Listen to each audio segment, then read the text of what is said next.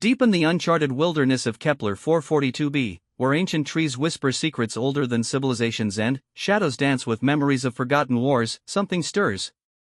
The Zephyrian hunting fleet thought they had found easy prey, a small human scout unit, isolated and vulnerable.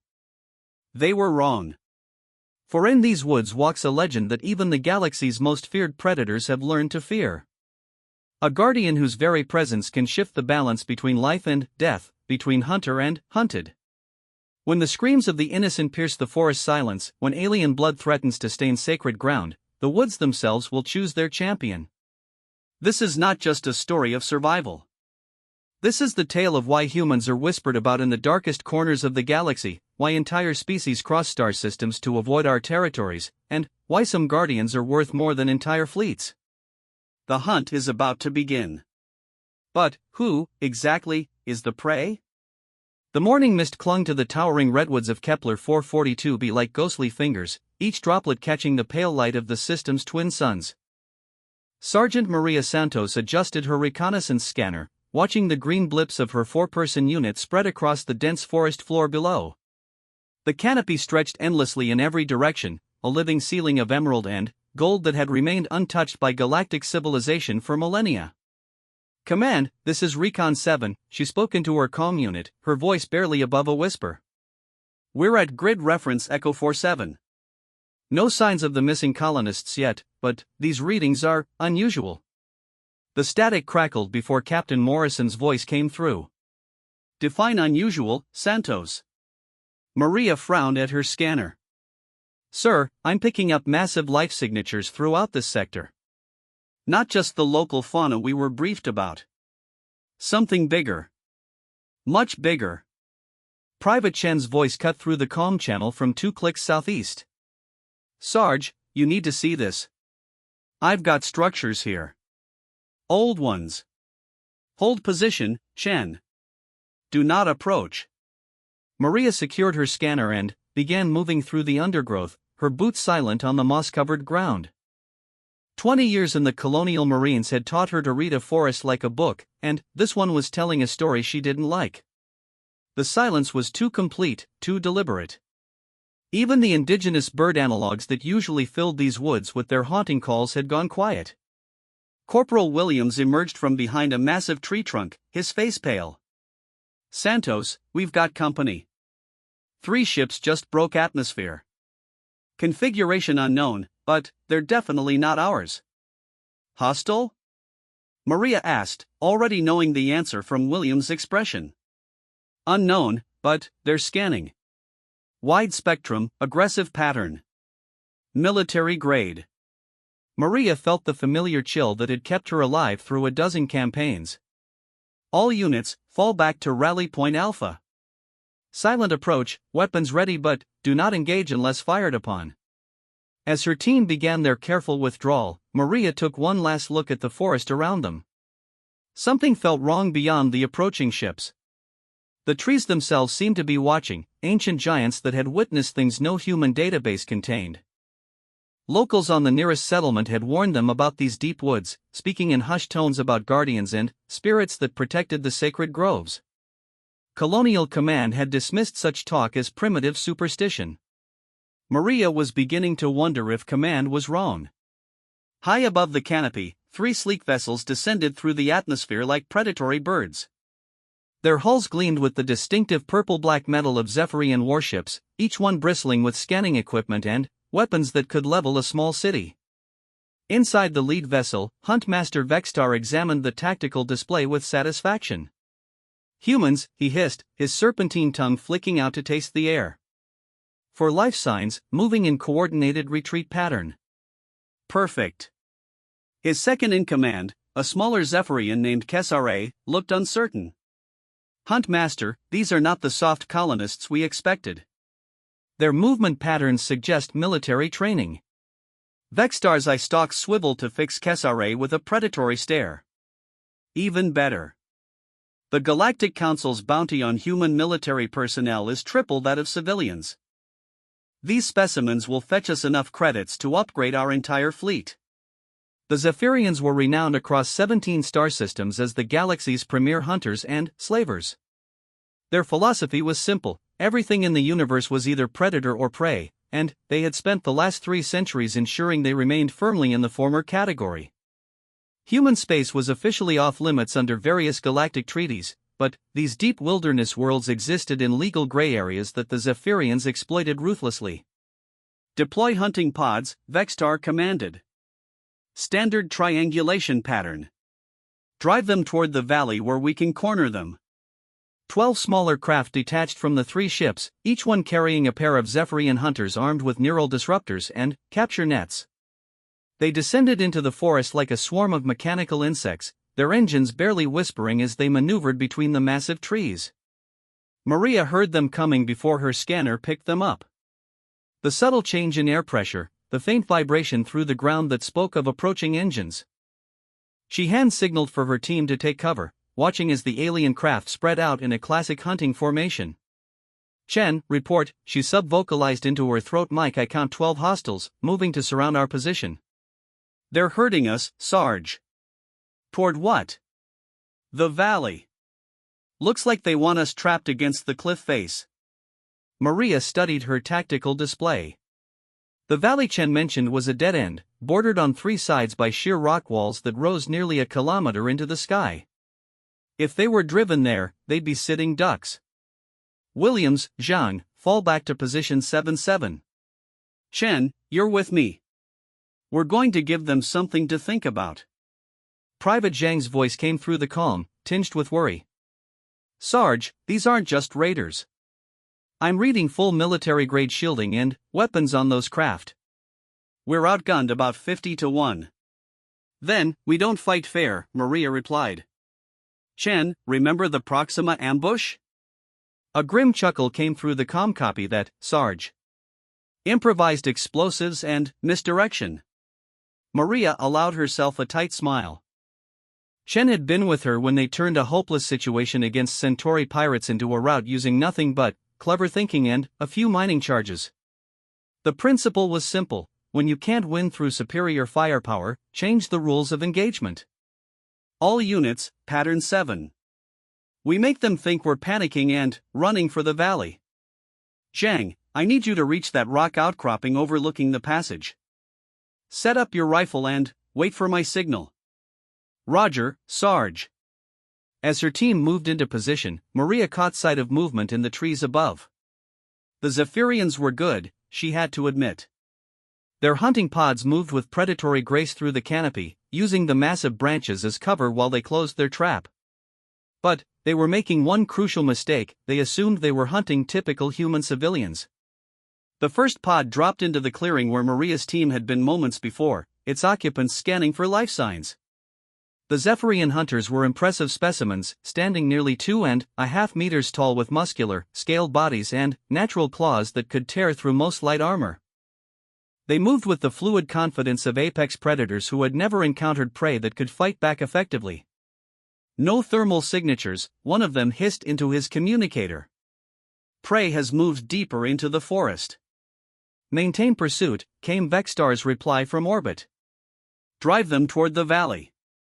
I want them taken alive for processing." The hunter turned toward what he believed was the human's escape route, never noticing the small device Chen had placed on his pod's landing strut.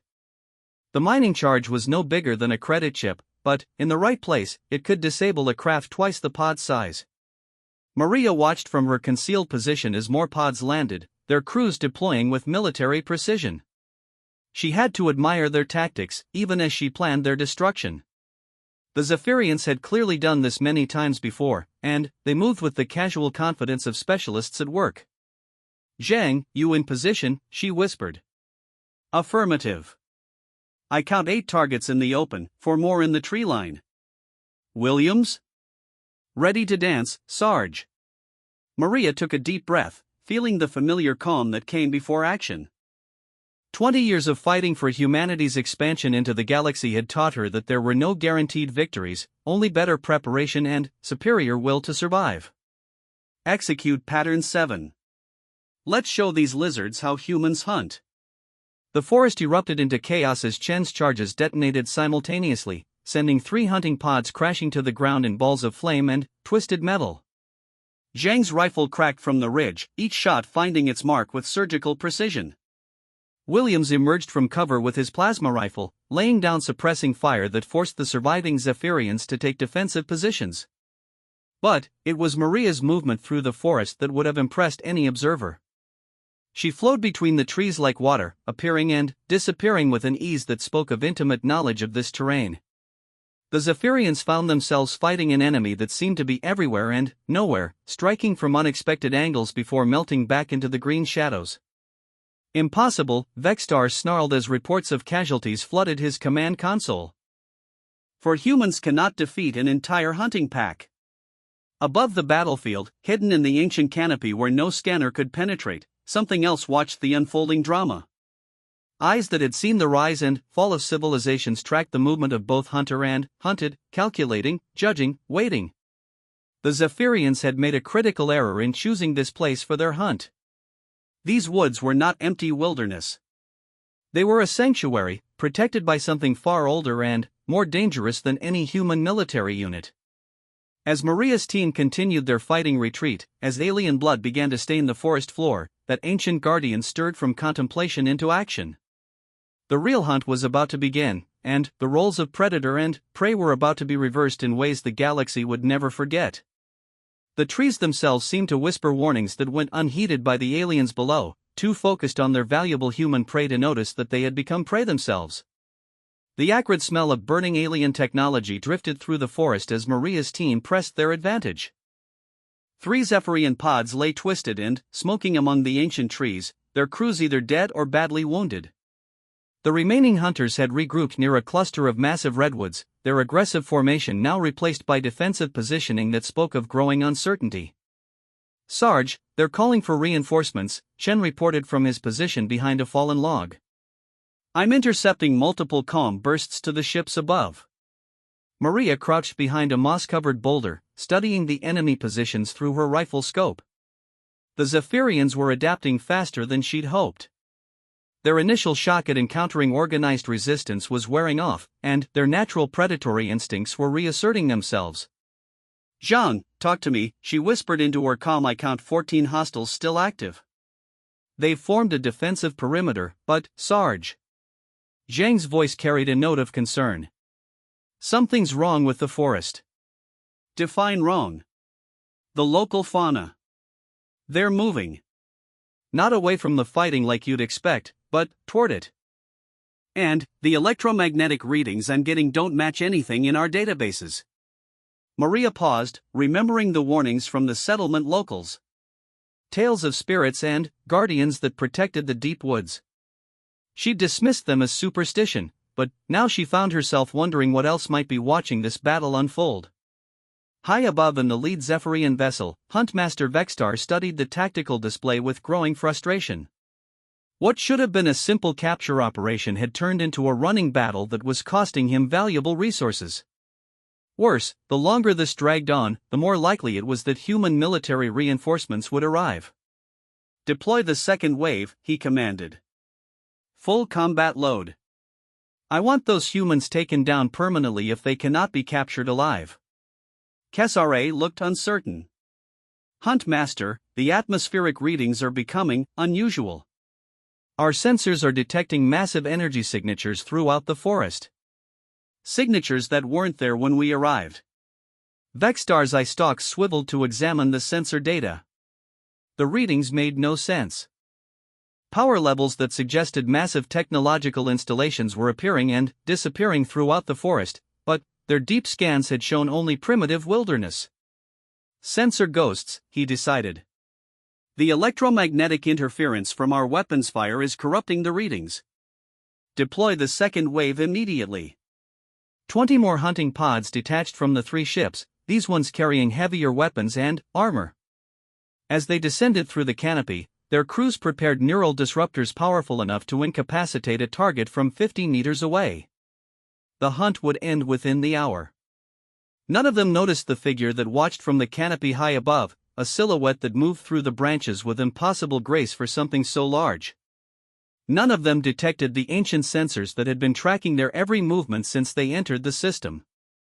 And none of them understood that they had committed the gravest possible error in this particular corner of the galaxy.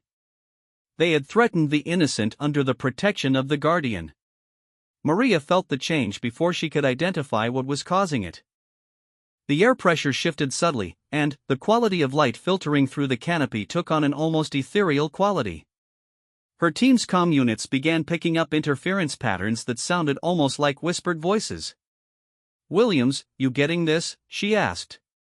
Affirmative. Sounds like singing?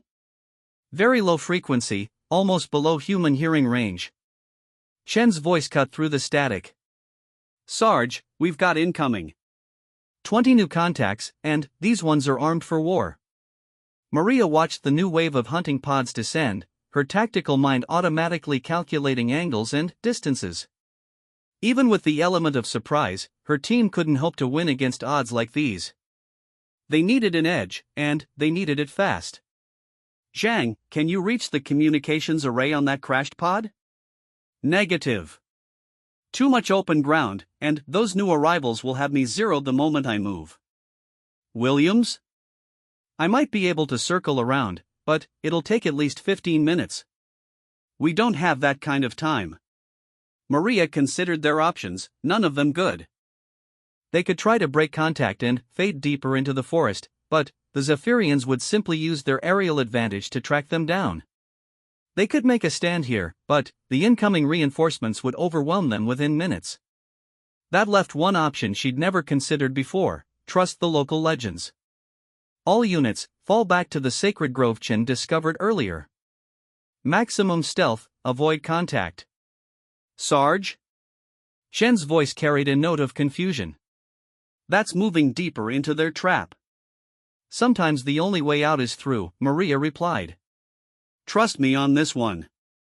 As her team began their careful withdrawal, Maria took one last look at the approaching alien forces. The new hunting pods were larger, more heavily armed, and their crews moved with the confidence of soldiers rather than hunters. Whatever was about to happen, it would determine whether her team lived to see another day. The sacred grove that Chen had discovered lay in a circular clearing surrounded by the largest trees any of them had ever seen. These redwoods were ancient beyond measure, their trunks easily 50 meters in diameter and their crowns lost in the mists far above. In the center of the clearing stood a single stone pillar, carved with symbols that predated any known galactic civilization. "What is this place?" Zhang whispered as they took up defensive positions among the massive roots. "Locals call it the heart of the forest," Maria replied, surprising herself with the knowledge. Somehow, she knew that name was correct, though she couldn't remember where she'd heard it. Williams set up his heavy plasma rifle behind a natural earthwork, scanning the approaches through his scope. "Movement on all vectors. They've got us surrounded." The Zephyrian hunters moved into the grove with predatory confidence, their weapons charged and ready. Their thermal scopes showed 4 human heat signatures clustered around the central pillar, apparently making a desperate last stand. Huntmaster Vexstar would be pleased with the capture location. The open ground would make it impossible for the humans to use their guerrilla tactics. "Surrender, humans," the lead hunter called out in accented galactic standard. "Your resistance has been impressive, but it ends here. Comply, and you will be treated according to galactic convention." Maria stepped into view, her rifle lowered but ready. "And what convention would that be? The one that prohibits slave raids in neutral space?" The Zephyrian's laugh was a sound like grinding stone. "Neutral space belongs to the strong. You will bring excellent prices on the Kepler markets." "I don't think so," Maria replied calmly. The hunter tilted his head, confused by her tone. A human facing overwhelming odds should be terrified, not speaking with the calm confidence of someone holding all the advantages. That was when he noticed the silence. The forest had gone completely quiet. No wind through the leaves, no distant animal calls, not even the subtle electronic hum of their own equipment. It was as if the entire world was holding its breath. The stone pillar in the center of the grove began to emit a soft blue glow. "Fall back," the hunter commanded, his predatory confidence suddenly replaced by something very much like fear. "Fall back immediately." But it was too late. The Guardian emerged from the forest like a living shadow given form. Standing nearly 4 meters tall, it moved with fluid grace that seemed to bend the laws of physics. Its form was humanoid but clearly not human, covered in what might have been armor or might have been skin that shifted color to match its surroundings. Ancient weapons hung from its frame, technologies that predated the Galactic Council by millennia. When it spoke, its voice carried the weight of ages. "You have shed blood in the sacred grove." The Zephyrian hunters opened fire instinctively, their weapons discharging bolts of coherent energy that could punch through ship armor. The beams struck the Guardian squarely, lighting up its form in brilliant flashes. When the light faded, the Guardian stood unchanged. "You have threatened those under my protection." More weapons fire erupted from the surrounding forest as the remaining hunting pods joined the attack. Plasma bolts, particle beams, and explosive rounds filled the air with destructive energy. The Guardian walked through the barrage like a man walking through rain. "You have violated the ancient compact." The Guardian moved.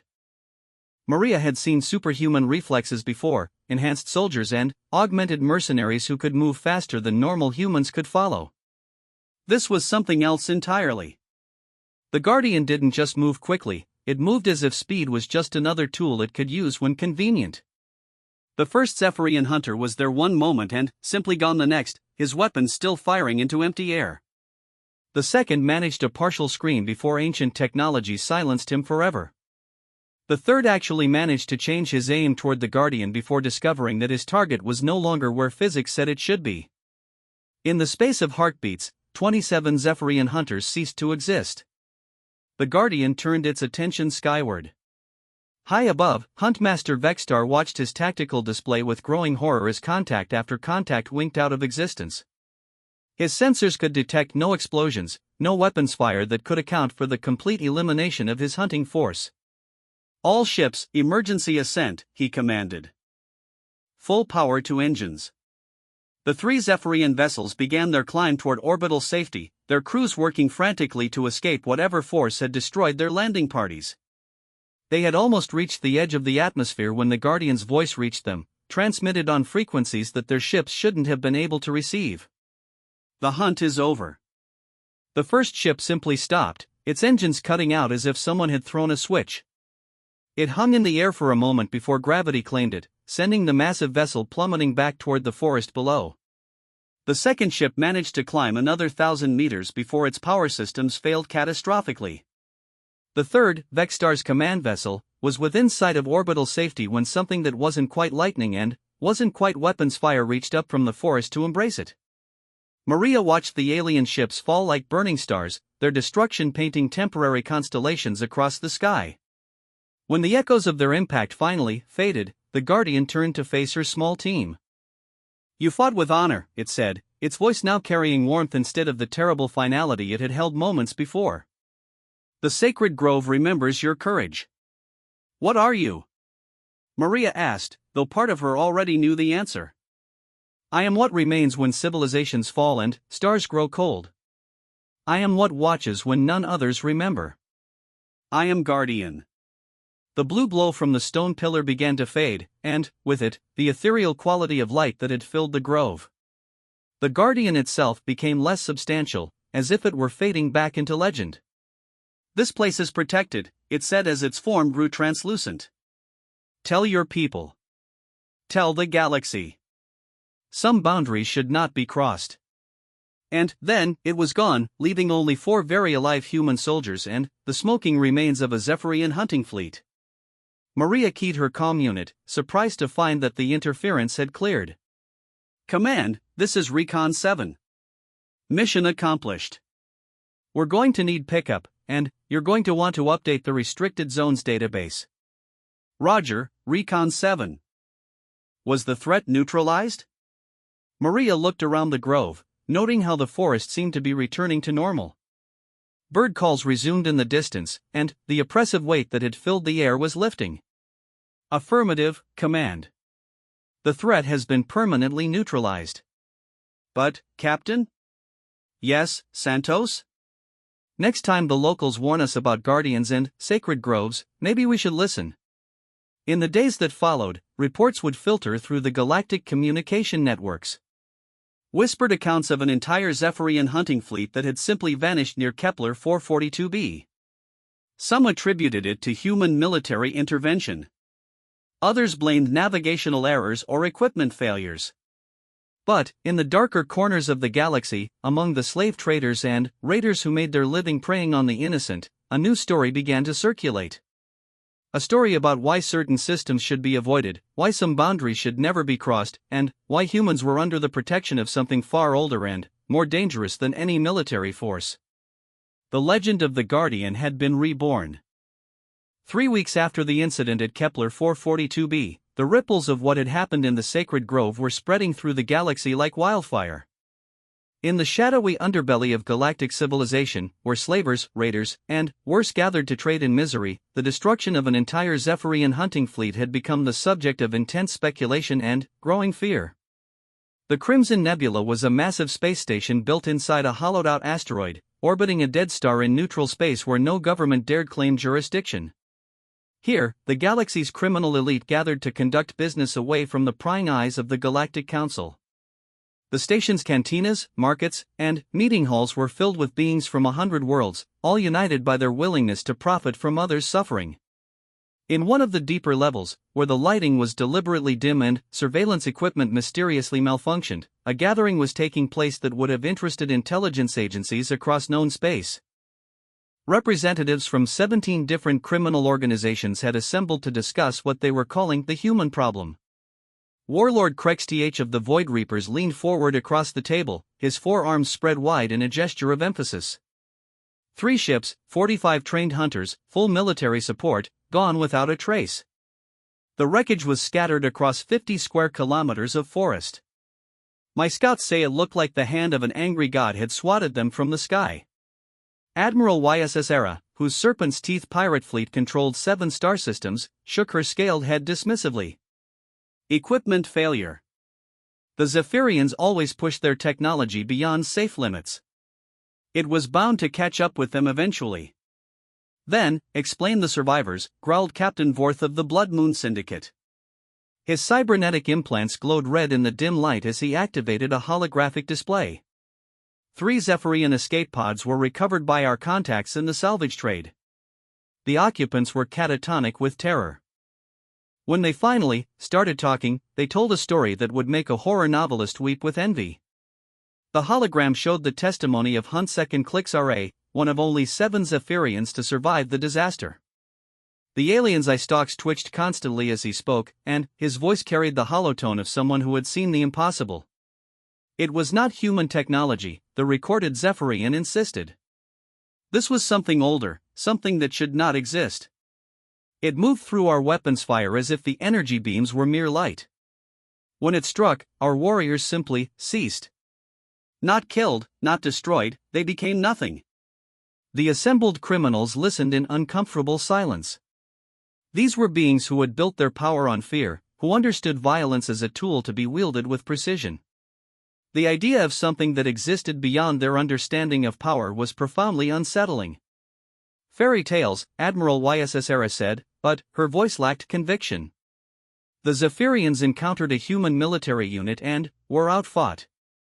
Rather than admit defeat, they invented stories of supernatural guardians. Warlord Krexth activated his own display, showing intelligence reports gathered from across his organization's territory. Our sources in 12 systems report similar encounters. Ships that enter certain human-protected zones disappear. Not destroyed in battle, not captured, they simply vanish. And, always, when survivors are found, they speak of the same thing. A guardian that appears from nowhere, destroys entire fleets, then fades away as if it never existed. The pattern goes back decades, added crime matriarch Velona, her multiple voices speaking in haunting harmony. I have traced 17 separate incidents where military forces attempting to raid human settlements have been eliminated by unknown means. The survivors, when there are any, describe encounters with beings that match no known species profile. Captain Vorth leaned back in his chair, his mechanical fingers drumming against the table's surface. The question becomes, what do we do about it? Human settlements are valuable targets. Their colonists bring excellent prices in the slave markets, and their technology is always worth salvaging. But, if these Guardian stories are true. They're not, Admiral YSS Era interrupted, but her protest sounded weak even to her own ears. Warlord Krexth stood, his massive frame dominating the room. Whether they're true or not is irrelevant. What matters is that our crews are beginning to believe them. 3 of my raiding captains have refused orders to attack human settlements in the past month. They cite supernatural protection as their reason. Fear, crime matriarch Vilona observed. It spreads faster than plague and kills more efficiently than any weapon.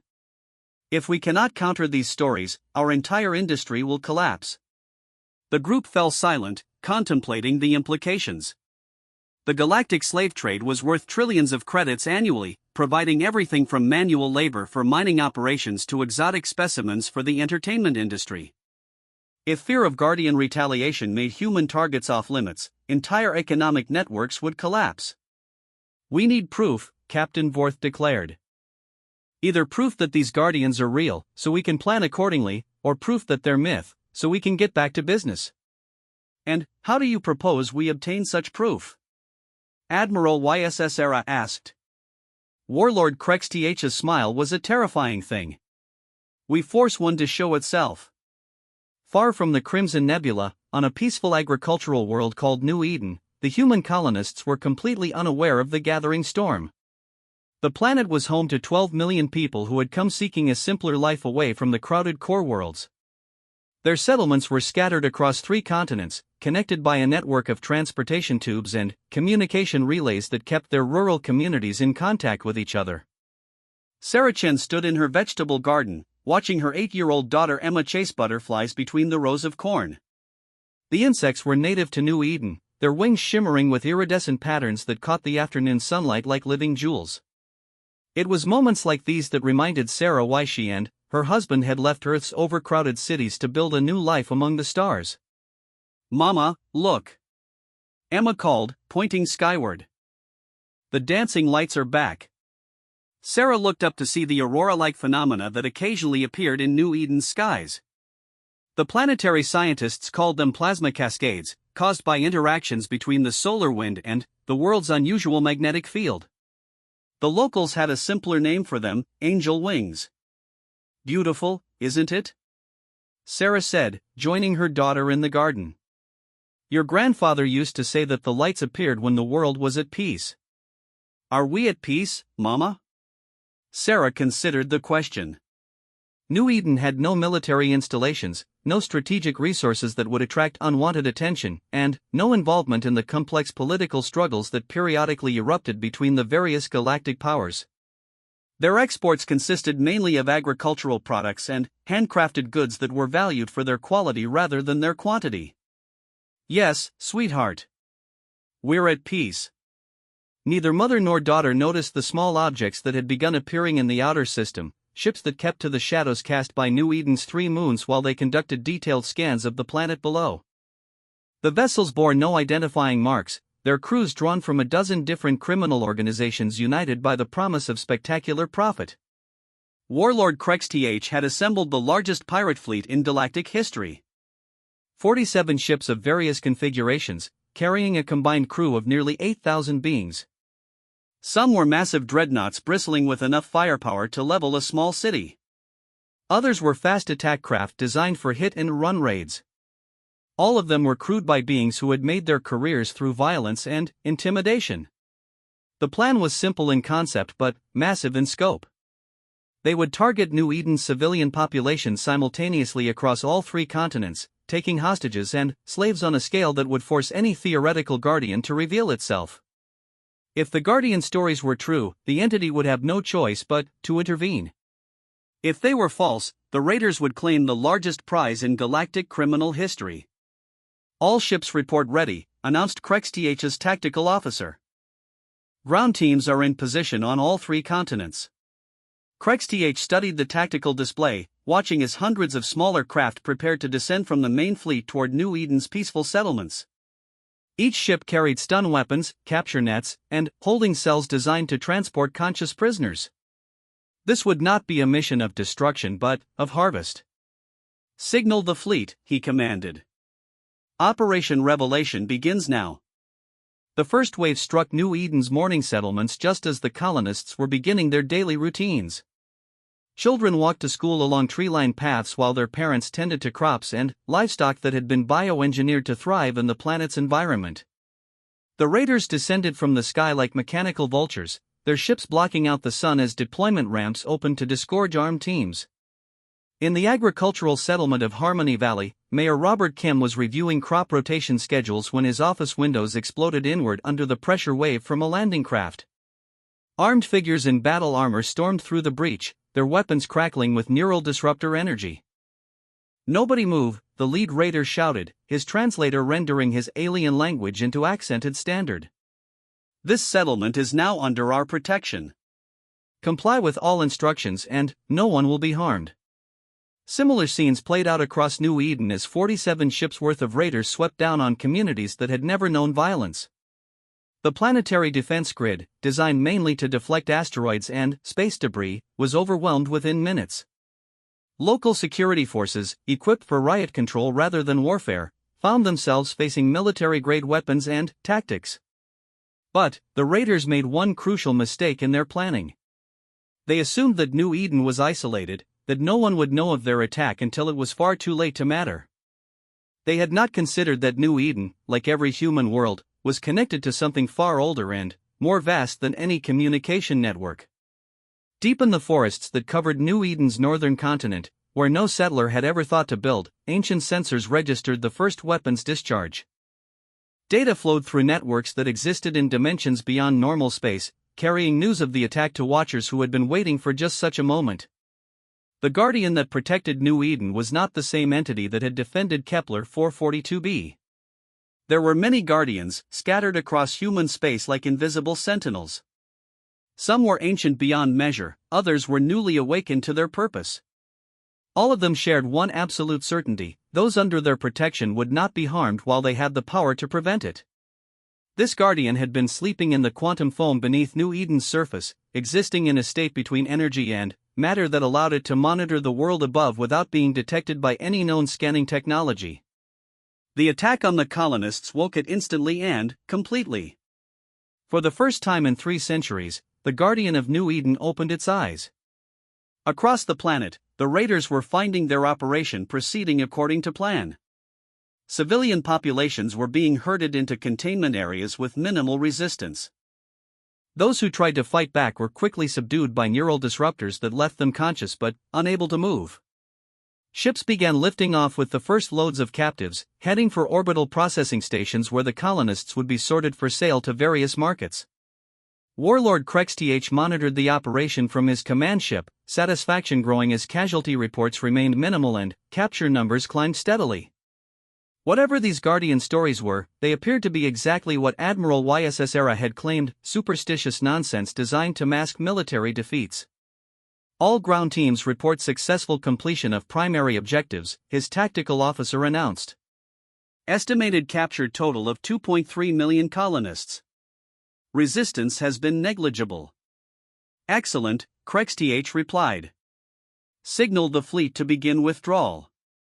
We'll process the captives at the Kepler staging area, and every screen in the command center went black. Technical difficulty? Krexth asked.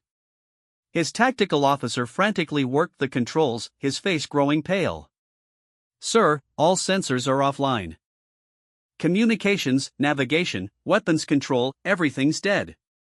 Through the command center's main viewport, Krexth could see his fleet spread across New Eden's orbital space.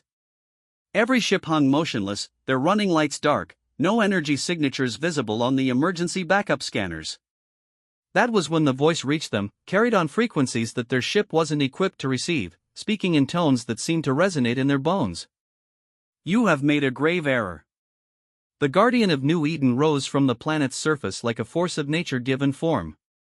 Unlike its counterpart on Kepler 442b, this entity was more energy than matter, appearing as a vaguely humanoid figure of condensed starlight surrounded by geometric patterns that hurt to look at directly. When it moved, space itself seemed to bend around it. The innocent are under my protection.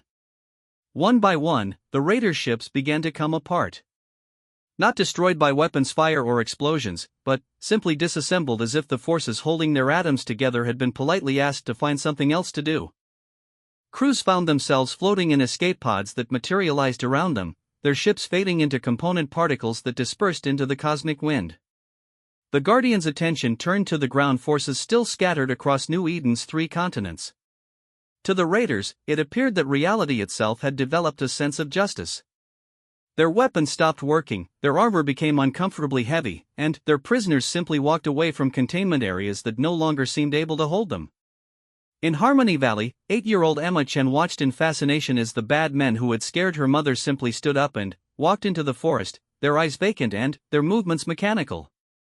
Within an hour, every raider on the planet had surrendered their weapons and begun a peaceful march toward designated pickup points where human security forces waited to collect them. Warlord Krexth found himself standing in his escape pod's cramped confines, watching through a small porthole as his fleet ceased to exist. Ship after ship dissolved into sparkling clouds of particles that caught New Eden's sunlight like cosmic snow. In the span of minutes, the largest criminal fleet in galactic history had been reduced to thousands of small rescue craft containing very confused and thoroughly defeated pirates. The Guardian's voice reached him one final time. "Tell your kind, those who would harm the innocent do so at their own peril. There are boundaries that exist beyond law, beyond politics, beyond the reach of any government. We are those boundaries given form." As if summoned by the Guardian's words, human patrol ships began arriving in the system. Not military vessels, but the everyday craft used by colonial security forces and local shipping companies. They moved with purpose to collect the escape pods, their crews already preparing to process the largest mass arrest in recent galactic history. The news of what happened at New Eden spread through criminal networks like a shock wave. 8,000 seasoned raiders, 47 warships, and the most carefully planned operation in pirate history had been defeated by a single entity that existed beyond all known laws of physics. The message was clear: human space was not just protected by military might, but by forces that operated according to rules no one understood. In the weeks that followed, reported attacks on human settlements dropped to nearly zero. The galactic slave trade found itself forced to seek other targets, other species whose protection was limited to conventional military forces. And, in the deepest corners of space, where creatures of darkness gathered to plan their predations, a new fear took root. The fear of guardians who watched from dimensions beyond sight, who could appear anywhere and anyone their protection was needed, who had made it clear that humanity's expansion among the stars was guided by forces older than civilizations. The galaxy was learning a lesson that would reshape the balance of power among the stars. Some species were never truly alone. 6 months after the New Eden incident, the Galactic Council convened an emergency session in the crystalline halls of Nexus Prime. Representatives from 237 different species gathered around the massive circular chamber, their concerned voices creating a babble of languages that the universal translators struggled to process. The topic of discussion was one that had never before appeared on the Council's agenda: the existence of entities that operated completely outside galactic law. Ambassador Elena Vasquez of the Human Colonial Alliance sat quietly in her assigned section, watching as speaker after speaker demanded explanations for phenomena that defied rational explanation. She was a small woman in her 60s, with silver hair and intelligent eyes that missed nothing. As the only human representative present, she found herself the focus of considerable attention, much of it hostile. High Chancellor Thulmeric of the Andromedian Empire rose from his seat, his crystalline form refracting the chamber's light into rainbow patterns. Honorable colleagues, we cannot ignore what has become undeniable. Human space is protected by forces that our best scientists cannot explain, our most sophisticated sensors cannot detect, and our most powerful military forces cannot defeat. A rumble of agreement swept through the chamber. The past 6 months had seen a dramatic shift in galactic politics as report after report confirmed the existence of guardian entities. 17 major criminal organizations had simply vanished after attempting raids on human colonies. 3 separate military expeditions sent by aggressive species to test human defenses had returned with tales of encounters that challenged everything the galaxy thought it knew about the nature of reality. The question before us, continued High Chancellor Thulmeric, is simple: what do these guardians want? What is their ultimate agenda? And How do they threaten galactic stability? Senator Vex Kara of the Hegemony Collective leaned forward, her insectoid features twisted with barely concealed fear. My constituents report that human expansion has accelerated dramatically since these Guardian sightings began. 17 new colonies established in sectors we previously considered too dangerous to inhabit. It appears these entities are actively clearing space for human settlement. That's ridiculous, Ambassador Vasquez said mildly, speaking for the first time. The chamber fell silent as every eye turned toward her. Our colony ships go where we find suitable worlds. The Guardians don't clear space for us, they simply protect us when we're threatened. And, who controls these Guardians? Demanded General Cracks of the warrior clans. Are they weapons? Allies? What prevents you from turning them against the rest of us? Vasquez smiled, and something about that expression made several nearby representatives shift uncomfortably in their seats. General, do you control the forces of nature? Do you command gravity, or negotiate with entropy? The Guardians are not our weapons any more than thunder is your artillery. Then, what are they? High Chancellor Thulmeric asked. Our scientists have studied every fragment of data from Guardian encounters. The entities display technology that predates our oldest civilizations, power sources that violate known physics, and abilities that suggest they exist in multiple dimensions simultaneously. The human ambassador leaned back in her chair, considering how much truth the galaxy was ready to hear. The Human Colonial Alliance knew more about the Guardians than she was willing to admit publicly, though even their understanding was fragmentary at best. Ancient archives recovered from ruins on distant worlds told stories of cosmic gardeners who had seeded the galaxy with life billions of years ago. Other sources spoke of watchers who stood vigil against threats that existed beyond the normal dimensions of space and time. What I can tell you, Vasquez said carefully, is that the Guardians have been present in this galaxy far longer than any of our species have existed. They are not human creations, and we do not control them. What they are, exactly, remains a mystery to us as well. But, they protect only humans, Senator Vex Kara pointed out. Our intelligence networks report no Guardian interventions on behalf of any other species. That's not entirely accurate, Vasquez replied. Guardian encounters have been documented protecting various species throughout galactic history. The archives of 17 different civilizations contain references to mysterious entities that appeared during times of great crisis. What's different now is the scale and frequency of their interventions. General Cracks slammed his armored fist against his speaking podium. The scale is what concerns us. These entities are reshaping the balance of power in the galaxy. Human space has become effectively untouchable while the rest of us remain vulnerable to the same threats that have always existed. Perhaps, suggested Dr. Yelona of the Scientific Consortium, we should be asking why the Guardians have become so active, rather than questioning their allegiance to humanity. The chamber fell silent as the implications of her words sank in. If Guardian activity was increasing, it might indicate the presence of a threat that required their attention. And, if that threat was large enough to prompt intervention from beings that could disassemble starships with a thought, the implications for galactic civilization were sobering. What kind of threat would require such protection? High Chancellor Thulmeric asked.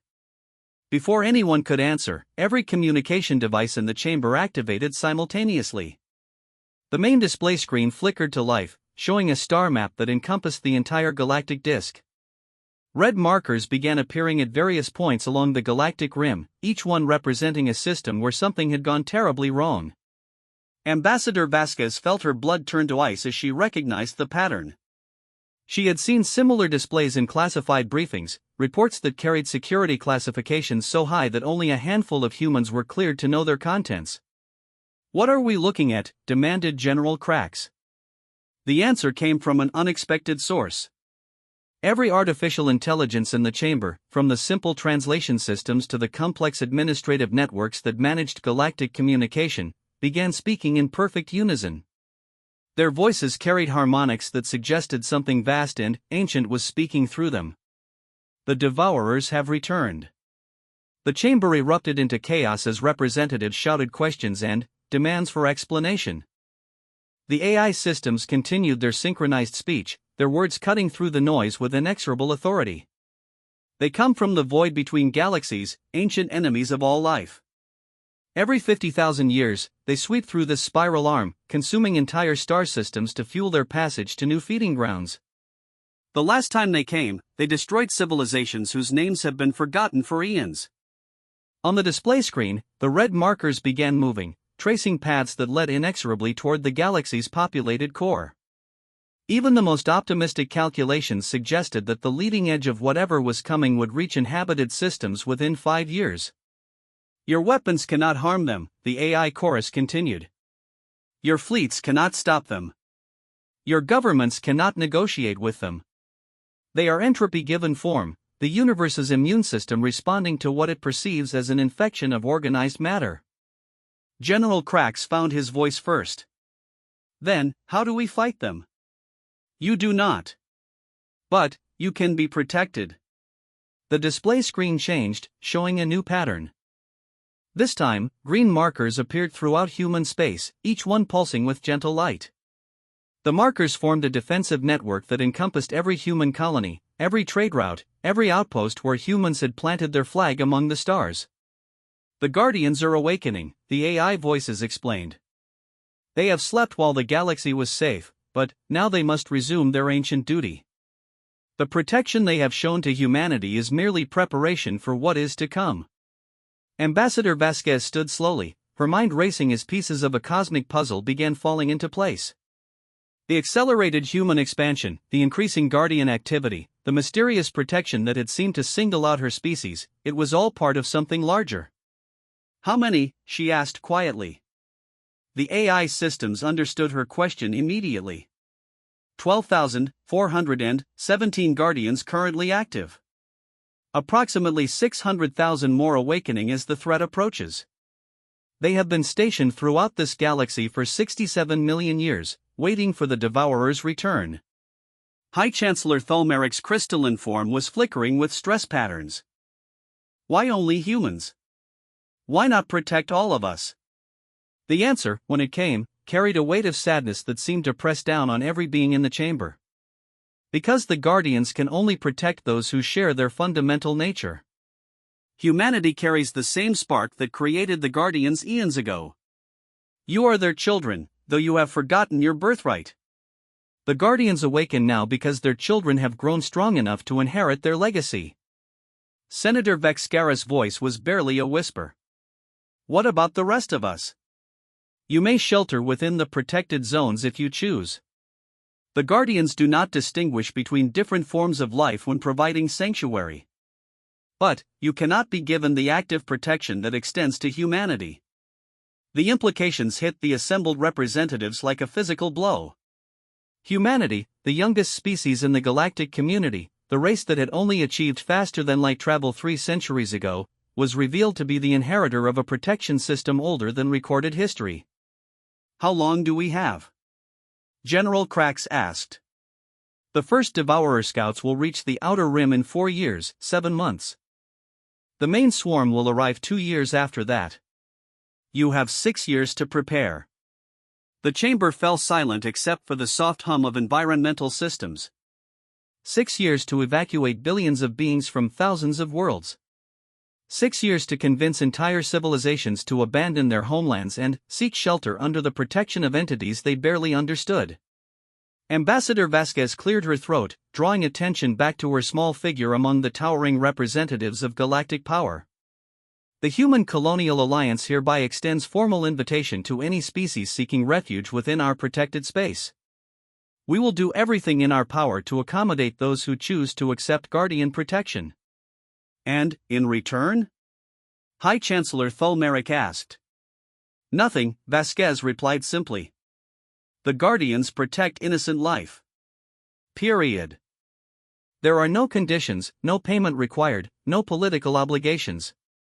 If you want to survive what's coming, you're welcome to stand with us. Over the following hours, as the initial shock wore off, the chamber gradually emptied as representatives returned to their homeworlds to relay news that would reshape galactic civilization. Some species would choose to fight, convinced that their military might could succeed where ancient weapons had failed. Others would seek shelter in human space, swallowing their pride in exchange for survival. Ambassador Vasquez remained in her seat long after the others had gone, studying the display screen that still showed the approaching threat. The red markers had grown larger, more detailed, revealing the true scale of what was coming. Each marker represented not a single ship or weapon, but a swarm of entities that consumed matter at the subatomic level, leaving behind nothing but empty space where star systems had once existed. 67 million years, she murmured to herself. They've been waiting 67 million years for this. The AI systems, now speaking in their normal individual voices, provided additional details as she watched.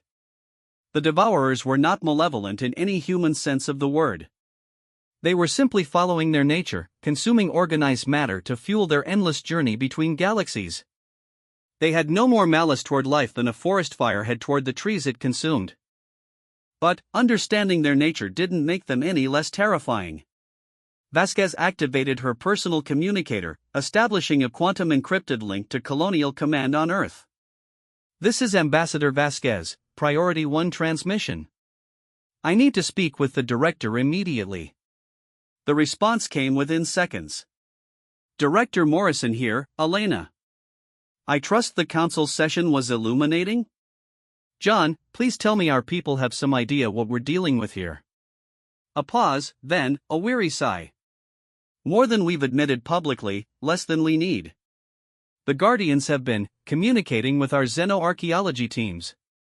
Ancient sites across human space are activating, revealing records that go back to the galaxy's youth. The picture that's emerging. Is that we're the inheritors of a cosmic protection system we never knew existed? Vasquez finished. Among other things. Elena, there are Guardian installations under major cities on 12 human worlds. They've been there all along, waiting for activation. Our ancestors didn't just stumble across habitable planets, they were guided to worlds that were already prepared for defense. Vasquez felt a chill run down her spine. How long have we been under their protection? Possibly since the beginning. The genetic markers that allow Guardian recognition appear in human DNA at a frequency that suggests selective pressure dating back millions of years. We may be the result of Guardian intervention in human evolution. Jesus. Indeed. Elena, I need you to return to Earth immediately. There are decisions that need to be made, preparations that can't wait for normal diplomatic channels. If the other species are going to trust us with their survival, we need to prove we're worthy of that trust. As Vasquez prepared to leave Nexus Prime, she took one last look at the display screen showing the approaching Devourer swarms. In 6 years, the galaxy would face its greatest test. Ancient enemies would return, civilizations would fall, and the very nature of life among the stars would be forever changed. But, for the first time since the crisis began, she felt a stirring of hope. Humanity would not face this threat alone. The Guardians who had watched over them since their species' infancy were awakening, revealing themselves as the galaxy's last line of defense against forces that existed beyond mortal comprehension. The real question was no longer whether they could survive what was coming. The question was what kind of galaxy would emerge from the fires of the approaching storm. 5 years and 11 months after the Galactic Council's emergency session, the first Devourer scouts reached the Outer Rim territories. The galaxy had spent those years in a frenzy of preparation that reshaped the political, social, and physical landscape of civilized space. Some species had chosen to fight, pooling their military resources into massive defense fleets that bristled with the most advanced weapons technology could provide. Others had accepted humanity's offer of sanctuary, relocating entire populations to worlds within Guardian protection zones. The result was the largest migration in galactic history, as hundreds of billions of beings from dozens of different species found themselves living side by side with humans who were just beginning to understand their own cosmic significance. Admiral Sarah Chen stood on the observation deck of the UCS Defiance, watching the final preparations for humanity's contribution to the galaxy's defense. No longer the civilian farmer from New Eden who had watched her daughter chase butterflies, she had accepted a commission in the rapidly expanding Colonial Defense Force when it became clear that her world's encounter with Guardians had given her insights that military strategists desperately needed. "Final fleet elements reporting ready," announced Captain Rodriguez from the bridge below. All Guardian-enhanced vessels show green across the board. Sarah nodded, studying the tactical display that showed humanity's contribution to the Galactic Defense Network. 300 ships, each one incorporating Guardian technology that had been revealed over the past 6 years. Not weapons, the Guardians had made it clear that traditional armaments would be useless against the Devourers, but something far more sophisticated. Each human ship now served as a mobile anchor point for Guardian protection fields, allowing the ancient entities to extend their defensive capabilities across vast regions of space. The ships themselves were crewed by volunteers from across human space, beings who had undergone the mysterious awakening process that allowed them to interface directly with Guardian systems. The process had changed them, though none could adequately explain how. They moved with the fluid grace of enhanced reflexes, thought with the clarity of expanded awareness, and spoke with the quiet confidence of those who had touched something infinite. Some critics called them no longer entirely human. The awakened crews preferred to think of themselves as humanity's next evolutionary step. "Admiral," came a voice from the communication station, "we're receiving a priority transmission from Nexus Prime. Guardian Command wants to speak with you directly." Sarah made her way to the secure communication chamber, a room that had been redesigned according to Guardian specifications using materials that didn't exist in any galactic database. As she entered, the walls came alive with gentle phosphorescence, and she felt the familiar sensation of expanded consciousness that came with direct Guardian contact. The entity that manifested in the chamber was different from the Guardians that had protected Kepler 442b and New Eden. This one appeared more human in its proportions, though its form was clearly constructed of living energy rather than matter. When it spoke, its voice carried harmonics that resonated in dimensions beyond normal hearing. "Admiral Chen, the time of preparation is ending. The Devourers have begun their final approach. How long do we have?" Sarah asked, though part of her already knew the answer. 17 hours until first contact. The main swarm will arrive in 72 hours. Are your people ready? Sarah considered the question. Humanity's fleets were as prepared as they could be. The refugee populations had been successfully integrated into protected worlds. The awakened crews had trained extensively with Guardian technology. But, ready? Could anyone truly be ready for something like this? "We'll do what needs to be done," she said simply. The Guardian's form shifted, becoming more substantial. "Admiral, there is something you must understand about the battle to come. The Devourers are not merely destroyers. They are the universe's way of preventing stagnation, of ensuring that life continues to evolve rather than remaining static. In their own way, they serve a necessary function." You're saying they're not evil? Good and evil are concepts that apply to beings capable of choice. The Devourers simply follow their nature, as gravity follows its nature, or entropy follows its nature. They cannot be reasoned with, cannot be negotiated with, because they are not truly conscious in any sense your species would recognize. Sarah felt a chill of understanding. They're a force of nature. Yes. And, like all natural forces, they can be redirected, channeled, but never truly stopped. The coming battle is not about destroying the Devourers. It is about proving that this galaxy's life has evolved beyond the need for their culling. Before Sarah could ask what that meant, alarms began sounding throughout the ship. The Devourer scouts had been detected at the edge of the Helix Nebula, their approach vector aimed directly at the most heavily populated star systems in the galactic core. The entity calling itself a Devourer scout was unlike anything in the galaxy's databases. Roughly spherical and, approximately the size of a small moon, it moved through space by manipulating the quantum foam that underlied normal reality. As it traveled, it consumed everything in its path, asteroids, comets, stray hydrogen atoms, converting matter into pure energy that it stored in pocket dimensions for later use. Behind it, barely detectable at the edge of sensor range, came others. Thousands of them, ranging in size from small corvettes to massive structures that dwarfed anything organic life had ever constructed. They moved in perfect formation, their paths calculated to sweep through the galaxy's spiral arms in a pattern that would consume every star system within 50,000 light-years. The first interception attempt came from the combined fleets of the Andromedian Empire and the Hegemony Collective. 700 warships, representing the pinnacle of galactic military technology, engaged the lead Devourer scout with concentrated firepower that should have been sufficient to crack a planet's crust. The weapon's fire passed through the Devourer as if it weren't there. Not reflected, not absorbed, simply ignored, as if the physical forces that govern normal matter held no meaning for the entity.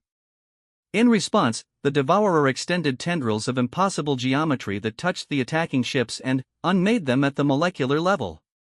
700 warships became cosmic dust in the space of 17 seconds. "My God," whispered Captain Rodriguez as the battle footage reached the human fleet. "How do you fight something that exists outside the laws of physics?" Sarah activated the fleet-wide communication system, her voice reaching every human ship in the defensive network. "All vessels, this is Admiral Chen. What we just witnessed confirms what the Guardians told us. Conventional weapons are useless against the Devourers. Our job is not to destroy them, our job is to demonstrate that life in this galaxy has reached a level of development that no longer requires their intervention." "How do we do that, Admiral?" asked Commander Park from the UCS resolution. "By working in perfect harmony with forces that predate our species by millions of years.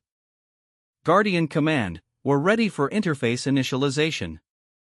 Throughout human space, on 1,200 ships and 10,000 installations, the awakening process that had been limited to volunteer crews suddenly expanded to encompass every human in the protected zones. It was not painful or frightening, quite the opposite. People reported feeling as if they had been living in a dimly lit room and had suddenly stepped into sunlight. Children playing in parks on distant colonies found themselves effortlessly solving mathematical equations that would have challenged university professors.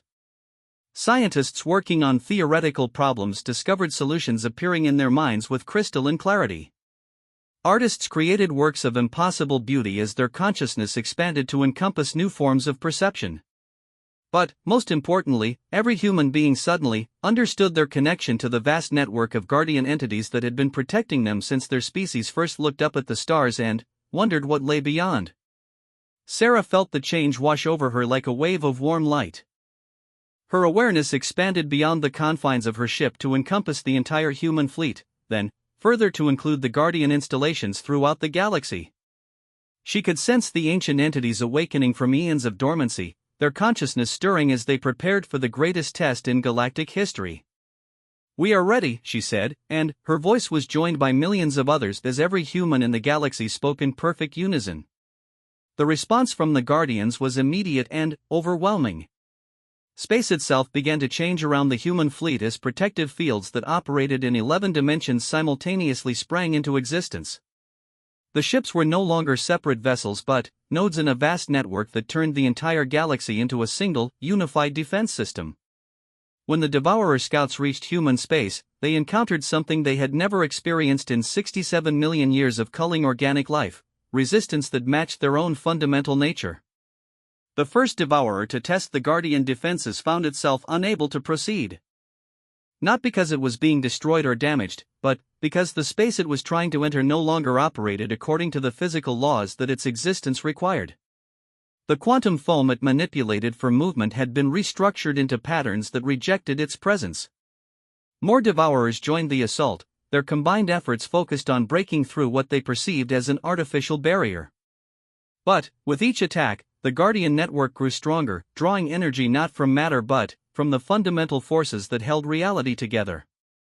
Sarah watched through expanded consciousness as the battle unfolded across multiple dimensions. To normal sensors, it would have appeared as if empty space was fighting with itself, energy patterns clashing in ways that created temporary miniature universes before collapsing back into quantum uncertainty. But, through Guardian perception, she could see the true nature of the conflict. The Devourers were not inherently evil, but they were limited by their nature. They existed to consume and move on, following patterns that had been established when the universe was young. They could not adapt, could not grow, could not evolve beyond their original programming. The Guardians, by contrast, had been created by beings who understood that true survival required the ability to change, to grow, to become something greater than the sum of their parts. They had been designed not just to protect life, but to guide it toward forms that would no longer require protection. And humanity, it turned out, had finally reached that level of development. The realization struck the Devourer swarm like a physical blow. For the first time in millions of years, they encountered a form of life that had transcended the need for their cosmic culling. The organic beings they had come to harvest had evolved beyond the level where destruction served evolution's purpose. The lead Devourer, an entity larger than most star systems, paused in its advance. Through means that no organic mind could fully comprehend, it communicated with its fellows, sharing the impossible data their assault had revealed. Life in this galaxy no longer required their intervention. Slowly, ponderously, the Devourer swarm began to change course. Their destination shifted from the galaxy's populated core to the empty void between galaxies, where they would continue their eternal journey in search of feeding grounds that still required their services. As the cosmic threat receded, Sarah felt the enhanced consciousness begin to settle into a new normal. She was still herself, still recognizably human, but she was also something more. Connected to forces that spanned the galaxy, aware of patterns that operated on scales both vast and infinitesimally small. "Status report," she said, her voice once again her own, though it carried new harmonics that spoke of fundamental change. "All human vessels reporting normal operation," Captain Rodriguez replied. "Guardian installations show green across all networks." And, Admiral, "we're receiving congratulatory messages from across the galaxy. Every species that survived the encounter is requesting formal alliance with the Human Colonial Alliance." Sarah smiled, understanding that the galaxy had just experienced a transformation as profound as the one that had affected humanity. The crisis had forced every surviving species to work together, to put aside ancient rivalries and territorial disputes in favor of cooperation and mutual aid. More importantly, they had all witnessed the dawn of a new age. Humanity had accepted its role as the inheritors of guardian protection, but they had not hoarded that protection for themselves alone. Every species that sought shelter had been given it freely, every refugee had been welcomed, every alliance offered in good faith had been honored. "Send a message to all surviving governments," Sarah commanded. "The Human Colonial Alliance formally proposes the establishment of a new galactic confederation based on mutual protection and cooperative development. The age of competing for limited resources is over. It's time to work together to build something worthy of the protection we've been given." In the years that followed, historians would mark the Devourer crisis as the event that transformed galactic civilization from a collection of competing species into a unified community dedicated to growth, exploration, and the protection of all life. Humanity's role as the bridge between guardian wisdom and galactic society became the foundation for unprecedented cooperation and advancement. But, for Sarah Chen, standing on the observation deck of her ship as it returned to Earth, the most important victory was much simpler. In accepting their cosmic responsibilities, humanity had proven themselves worthy of the trust placed in them by beings older than their species' memory. The Guardians still watched, still protected, still guided. But now they had partners in their eternal vigil, successors who would carry their mission forward into an uncertain but hopeful future. The galaxy was no longer alone.